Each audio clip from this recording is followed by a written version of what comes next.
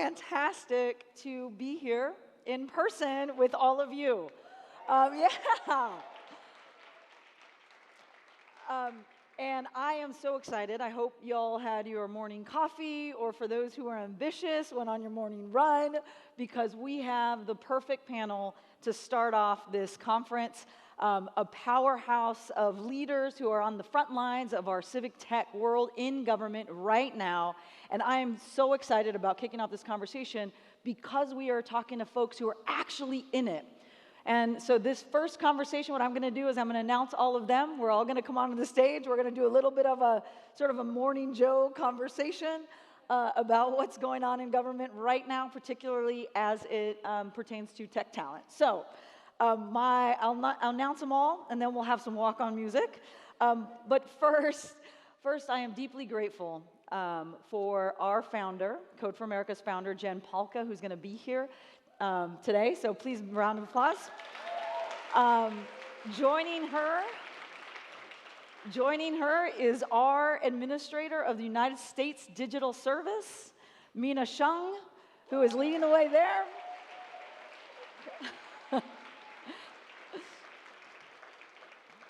And next up are our Federal Chief Information Officer from OMB, right in the center of things, Clare Martorana.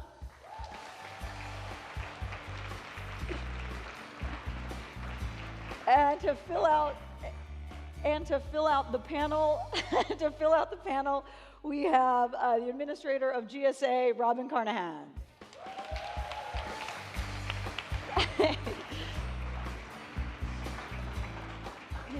All right. I feel so blessed to be able to be up here with these leaders, and so I want to just kind of start off having a conversation about tech talent, workforce. Code for America was first founded with this idea that we needed tech talent in government. And on the one hand, we've come a long way, and we have a heck of a lot way to go here. And these are the women, these are the leaders who have a lot to say about it. So I'm going to hand it over to Jen. Well, thank you. Yeah, tech talent in government is an interesting concept, and I think, well, first of all, oh my gosh, I can't see you very well, but it's just so nice to be in person. Hi, everyone.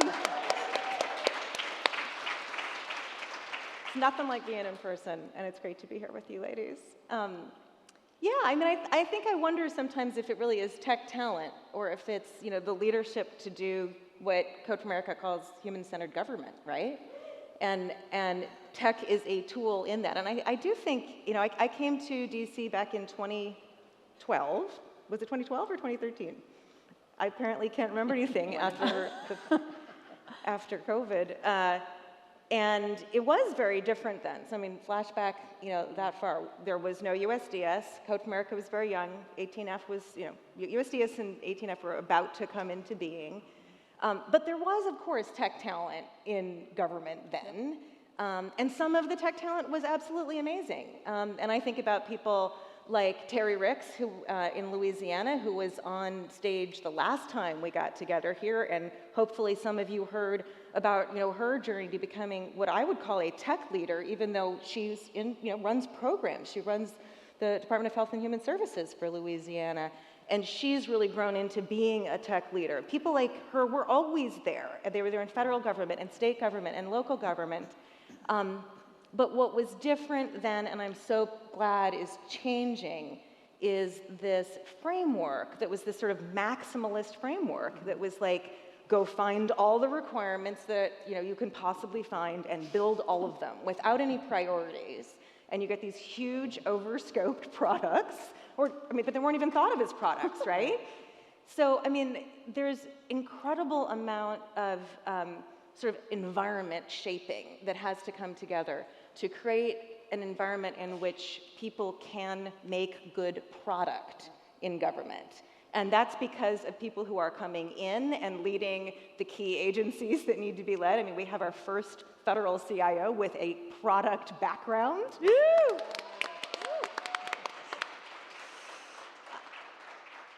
People who've come in, career public servants, contracting people, procurement people, lawyers, all of those people have to come together to do human-centered government, to make tech that creates human-centered government. And I think back to, you know, coming into DC in 2013 and this sort of a little bit narrow notion of like, let's bring people in from the private sector. Let's bring people in from the hottest tech companies. That will solve the problem. We have learned a lot in 10 years about how we do this. And I can see the contrast from where I sit now, but it's people like these women who can speak a little bit more to what it's really like right now and how much permission do we have? How much permission have we fought for, to really define what tech talent is, to define how we're going to run these programs. So maybe, Mina, you can talk about how it is today. Absolutely. I think, the story you're telling is so resonant with me because I sort of came for healthcare.gov, met you in that time. And the space for tech talent, as you say, was very focused on how do we bring in a few key people from the private sector and really deploy them against crises only, right? And so we used to say, like, we're only invited to the table when there's a giant crisis that's really blocking us from implementing policy. But what this community, this movement, and the people inside government, existing feds have done through all of these programs that we've now implemented and created momentum. So, deploying new capabilities for healthcare, new capabilities for families to get their benefits in a more equitable and accessible way so they don't have to miss work and miss time with their families. Programs that we've deployed across refugee programs, helping families get their child tax credit. All of these, plug for an amazing team and an amazing launch this week. But all of these more equitable, better implementations of policy have really demonstrated and created momentum so that leaders truly understand that there's value in understanding how technology, and as you say, like human-centered tools, how they are key enablers of the policies that we all want to see scaled up. And that means that they create more space at the table for people who understand that implementation. It means they're more open to creating frameworks behind the scenes that allow us to do iterative development and iterative design where we do user research. And it creates, ever more seats at the table, both on the outside and on the inside. So now we're invited to the table to sort of say, how do we structure policies in a way that makes it so that it is the norm for us to do human-centered research and human-centered design? How do we bring all of those, how do we structure women, infant, and children programs so that every state, every Code for America team working with a state has the tools that they need and is not impeded by policies behind the scene, has the data sources they need. So it's really created a lot of space at the table and space behind the scenes to sort of enable all of that development. And now we just need everyone to show up and fill all those seats at the table. We do, but I want to put in one more plug, if I may interrupt you, for covidtest.gov. Yeah. If you compare, look at how healthcare, granted the scope is different, it's not quite a fair comparison, but you look at how healthcare.gov was done, and then you look at how COVID test was, like you can, raise your hand if you used covidtest.gov. I definitely. Yes, There awesome. you go. So I got my tests. You can, using the site, you can see product management choices. Yeah. You can see someone saying, and I know it was your team and all of your teams saying, accessibility, speed, performance. These are things that matter. The whole rest of that stuff isn't important. You can see it in the product, and that's an enormous, enormous change. Absolutely. So to do that takes a lot of bringing agencies together, figuring it out, takes a lot of what Claire and Robin, you are doing at GSA and an ONB to try and not only invest but put the program management together. What are the kinds of things you're seeing now that this administration particularly has leaned into an EO on customer service, has leaned into thinking about how we do this in a way for today's times? What are you seeing, Robin and Claire? We'll start with you. Look, government is a service delivery business, right? You've got to get the policy right, but if you don't deliver, if you don't, what I say, make the damn websites work, you're not delivering for people. So, I will tell you, one of the things the pandemic did is it shined quite a light on our failure to deliver. So at a moment, in like height of people's need, and they needed to turn to government for something, often they couldn't get it because the damn websites didn't work. Whether it was unemployment, whether it was food benefits or housing benefits or COVID tests or COVID shots, like all of these things were hampered the delivery of the policy by the website. So policymakers now get it, right? So this is the plus is policymakers now get it. And it's given us a lot of room to do new things. But Claire and I and all of us worked together really closely on an executive order that the president signed talking about experience, customer experience, which is unbelievable. It's a thing we've been talking about for a long time, that you can't do tech without that feedback loop. And to have the president talk about that and sign an executive order and put the word out across all the agencies and all of the government that this has got to be a top priority, that's a win, y'all. It's a really, really big deal. Another thing we're working on is there are all these committees and councils in government, and there's one called the President's Management Agenda. And the number one thing in the management agenda is getting talent, retaining and recruiting good talent in the government.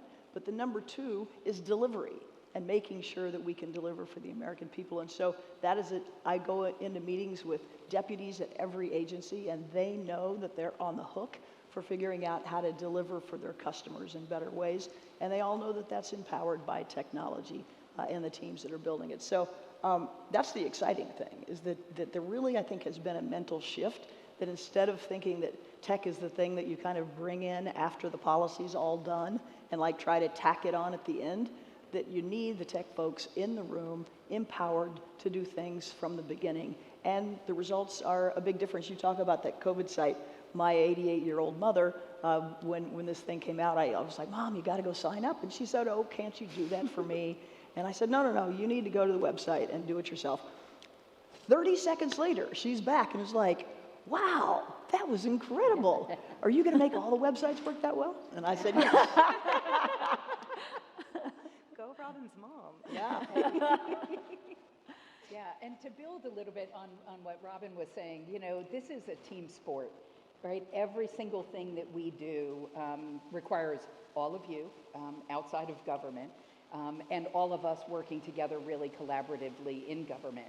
And I think one of the things I'm most excited about from the Customer Experience Executive Order and actually the Cybersecurity Executive Order is that we designed these policy initiatives with the customers, right? We didn't sit back at OMB or at the White House and say, we're going to tell agency X exactly what they're going to do. We actually sat down through the President's Management Council that Robin's a member of and listened to the agencies about what the most critical problems they were trying to solve, and then organize that in a way that we could bring to bear all of the resources in government to help support. So we did the same thing with the Cybersecurity Executive Order. We put it out for public comment so that we actually could get back extraordinarily helpful feedback so that we're designing policies that can actually be implemented with excellence, so that we're delivering with excellence rather than pontificating from on high of what should be and then not really having a path to be able to execute. So I think that's something I'm really excited about, seeing that evolution. Can I add two more things? Yeah. So these sort of agenda items are a big deal, but at GSA we're also working with Claire's office closely on a thing called the Tech Modernization Fund. It is $1 billion with a B in this fund, and it's the first time ever that you have technologists making decisions about investments in modernization. Think about that. In the past, it's always sort of gone through normal congressional appropriation process. It could take years to be able to get access to money. And this is a way we can move at the speed of need and have technologists think about these as strategic investments. And so that's a very big deal. And one of the other things we're focused on is identity. That, as everyone knows, is sort of the bane of all of these systems' existence, is digital identity was messed up. And so people who deserve services had a hard time getting it, and fraudsters were able to get money. And so fixing that is a thing that's a really high priority. And we have a thing called login.gov that is working on that topic, as well as others. And we're really, really enthusiastic. and recruiting talent today for all of these teams. Yeah, so as you all think about where we are now and think about lasting change, like making sure that this is going to keep going in the same way, what are the kinds of both opportunities and challenges that you're facing right now or that you see coming ahead for all of us to think about? Because this is a both inside and outside. And in the room, we have a lot of organizations who are on the front lines. We have folks who are really figuring out, maybe they'll come into government. And what kinds of things should we be thinking about those opportunities and challenges to make sure that we keep going forward in the way that you're all laying the foundation to do? Well, I'll jump in with equity, right? We are really focused about on equitable both service delivery as well as across our entire government. So making sure that our workforce looks like America, right? That we're bringing in talent and that we are designing our products and services to deliver extraordinary benefits to the people who are actually going to try and use them. And there's some real challenges there, right? I think the number is 15% of Americans are unbanked, right? There's a lot of people that are dealing with really complex personal circumstances. And making sure that we are including them in our product development, in our service design, is one of the most important things. And I think that's really where the civic tech community plays such an important part in making sure that we understand on the ground what the needs are in those communities and with those constituents and with the public so that we can design better products. So I think this partnership really continues to excite me with some of the pilots that are going on in local environments and states to keep the momentum going at the federal level. That's fantastic.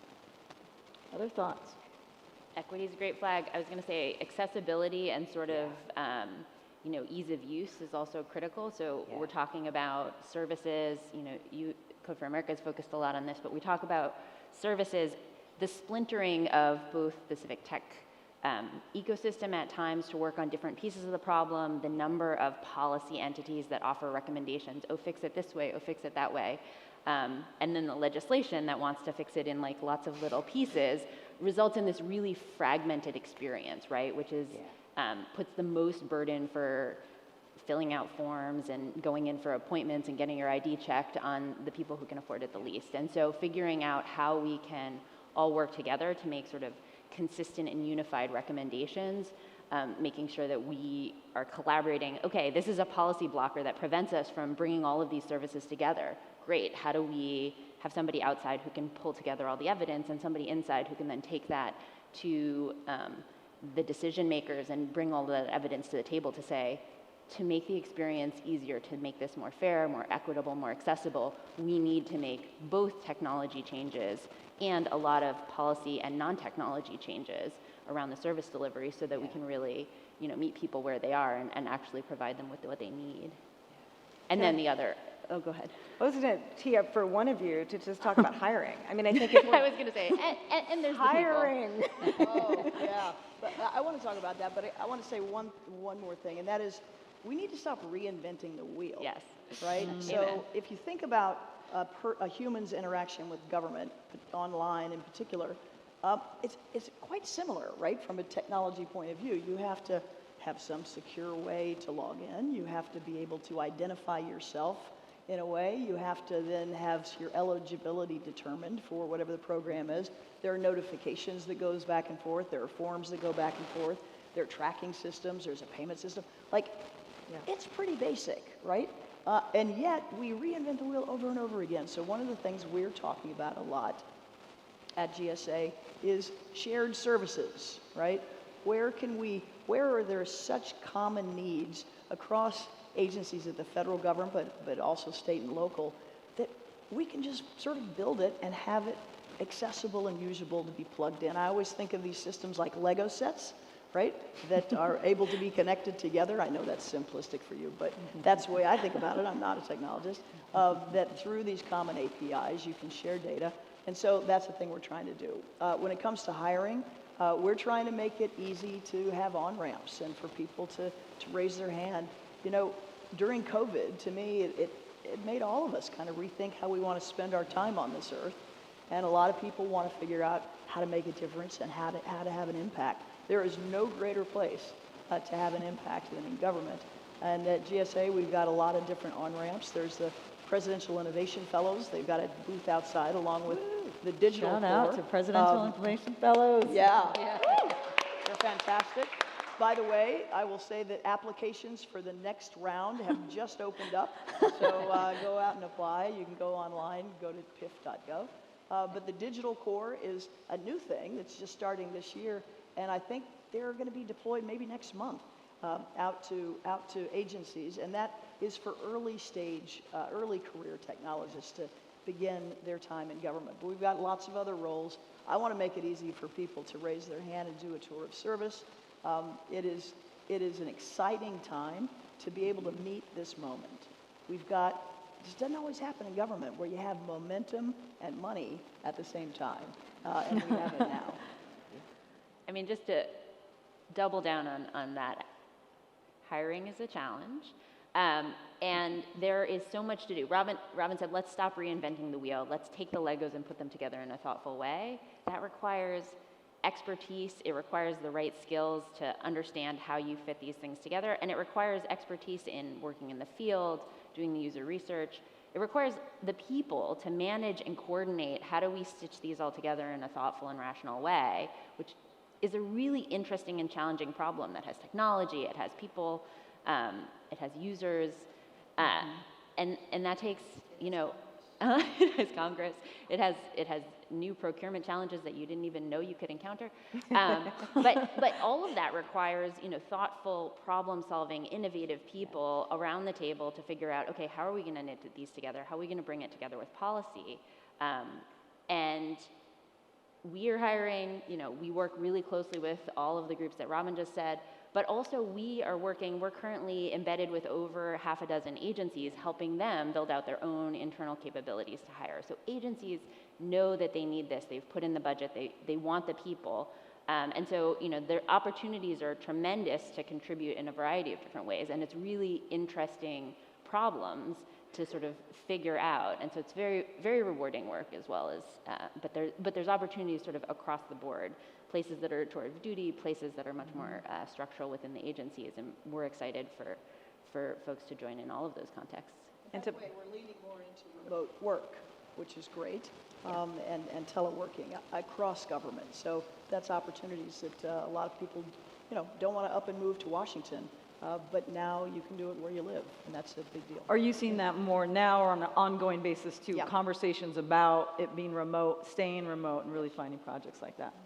Can I add that you're also all leaning into states? And, you know, for your mom and my mom, you know, it's not all about the federal government. If you're really going to get people to believe that this stuff works for us, it was made for us, it's a, you know, we were thought of when it was created, you're going to have to also get state and local government, which is moving in that direction. But the collaboration between federal, state, and local, thrown into enormous, you know, stark relief by the pandemic, is probably the other biggest opportunity. And the fact that GSA and 18F and TMF, well, actually TMF can't work with states yet, but we have so much more collaboration now. That is really exciting to me, and it means that the different parts of this ecosystem are weaving together in really new and interesting ways. You have the same challenges in the state of Colorado or the state of Louisiana that you do working in any of the groups in the federal government. Now you're starting to work together, but to your question, you know, what's it going to take to make all this work? We need like more common playbooks, more support across levels of government. You know, people call each other when they have a problem. Like, they got to call each other across these, you know, across states, across local and federal, and really even weave that together more tightly. And I'm just excited that the federal government is just actually cares about the states again. Yeah. And we also need leaders at all levels of government participating that have some interest in and familiarity with technology, right? Like, talking to your congressman or senator, if you have opportunities, constantly reinforcing the fact that technology enables mission. And I think that, to me, that's a really important thing that we all spend a lot of time speaking, with members on the Hill to make sure that we are constantly carrying that water, because not everybody thinks about technology the way that most of us do on a daily, hourly, minute by minute basis. So in our minute and 40, I'd love everyone to, if we are successful, we as a broad civic tech ecosystem, what is one thing that looks different 5 years from now, 10 years from now?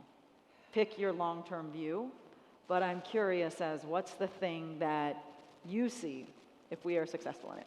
Start with you, Claire, and we'll come down this way. That there is a single front door to government that you can come in, and that we know who you are, and it's safe and secure for you to transact with your government, and you're treated with respect and kindness. Nice. That's USA.gov. I was going to do that once, but I'm I sorry. was going to say she hit all of them.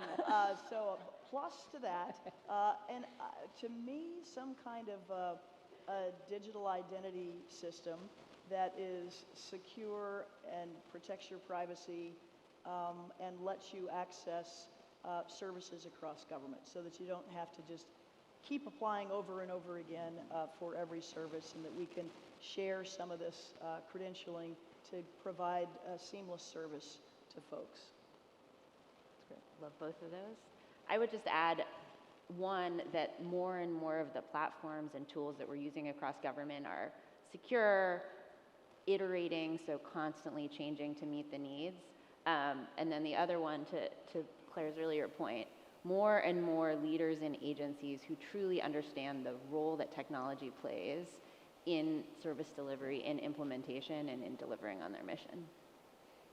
I'm going to go with a lower level one that I think is enabling of all of those wonderful visions, which I entirely co-sign, which is once you have raised your hand to come into government, federal, state, or local, or spend time in the civic tech ecosystem and you want to do a tour of duty, that you can get hired in like 4 weeks. Oh, that's Yeah. Yeah. It's got to be a little faster. Yeah. Can we not wait 10 years for that, please? Wait, was it 10 years? 5 to 10. That's going to happen next year, Claire. We're good. Well, everyone, if you can please help me give a thank you to everyone here on this panel. And thank you. Yeah. And I have to say, what gives me hope is seeing leaders who are on the front lines doing this work, building the foundation for what it will look like in 5 years from now, because it matters what you're doing. And so I thank you for being here, taking your time out. And we really couldn't start this summit without this kind of leadership here. And I am really thankful for all of you being here. So thank you, everybody.